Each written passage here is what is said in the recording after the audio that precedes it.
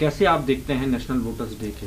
ये वोट का अधिकार बहुत संघर्षों, बलिदान और कांग्रेस के नेतृत्व में लड़ी गई देश की आज़ादी की लड़ाई, और उसके बाद संविधान जब बना, भारत के प्रधानमंत्री जवाहरलाल नेहरू और अंबेडकर जी सहित तमाम महान नेताओं ने तो सबसे बड़ी जो सौगात दी है वो है हर बालिग आदमी को वोट का अधिकार।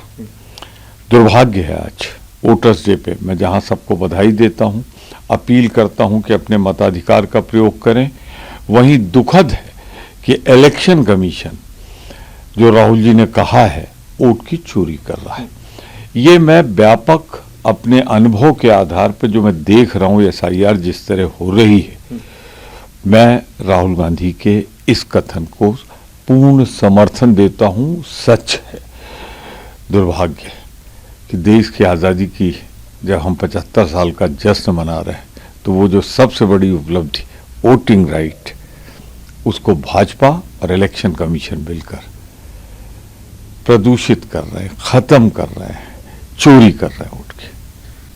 अपनी नाराजगी व्यक्त कर रहे हैं, वो अपसेट हैं काफी, राहुल गांधी से भरोसा नहीं करते हैं, इनसिक्योर कह रहे हैं उनको। आप कैसे देखते हैं उनको? देखिए, शकील अहमद जी उन लोगों में हैं जिन्हें पार्टी ने सब कुछ दिया, केंद्रीय मंत्री बनाया, प्रदेश में महत्वपूर्ण जिम्मेदारियां सौंपी, और आज जीवन के इस मोड़ पर पता नहीं वो और क्या चाहते थे।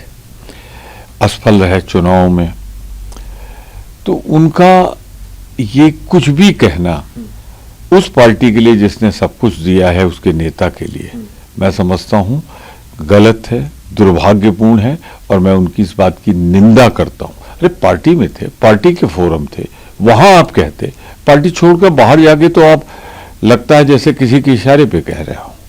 तो मैं साफ कहना चाहता हूं कि शकील जी, बहुत कुछ मिला है आपको पार्टी से, आप जो कुछ कह रहे हैं ये उचित नहीं है। आप कह रहे हैं पार्टी के फोरम पे, लेकिन वो तो ये भी कह रहे हैं मैंने 5 साल में कभी मिलने का समय नहीं मांगा, क्योंकि ऐसा आपको लगता है? क्योंकि इससे पहले भी पूर्व में कई नेता इस तरह, बहुत ज्यादा मैं उनके बारे में कुछ नहीं कहना चाहता, बस इतना ही कहना चाहता हूं, पार्टी ने आपको केंद्रीय मंत्री बनाया, प्रदेश की जिम्मेदारी सौंपी, समय समय पर आपको बहुत महत्व दिया गया, लेकिन आपकी पता नहीं कौन सी अनंत अभिलाषा है जो नहीं पूरी हुई है। तो शकील भाई, उम्र के इस पड़ाव पर आकर मेहरबानी करके उस पार्टी और उसके नेतृत्व के प्रति शुक्रगुजार हुई, वरना बोलिए, बहुत से लोग फ्रस्ट्रेशन बोलते हैं, आप भी बोलिए। बांग्लादेश उस चिंता पर आपका क्या?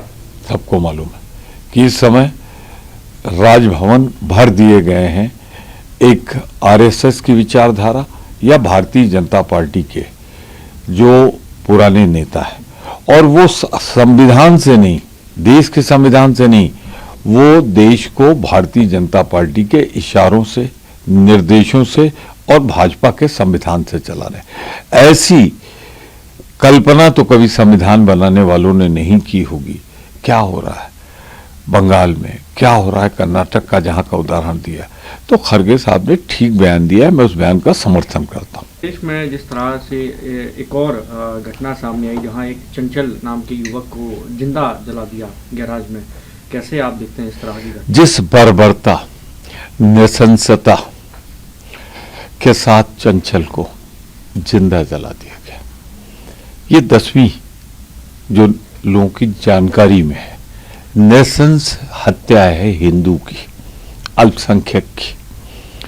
पूजा नहीं करने दी जा रही उन्हें, मंदिर तोड़े जा रहे हैं, और हमारा प्रधानमंत्री मन की बात तो करते हैं लेकिन जरूरी बात नहीं करते। बांग्लादेश उन्हें नहीं दिखाई पड़ता, खामोश रहते, चुप रहते, डरते। यही तो मतलब निकाला जाएगा कि गलत विदेश नीति के कारण वहां हिंदुओं को ये प्रताड़ना झेलनी पड़ रही है।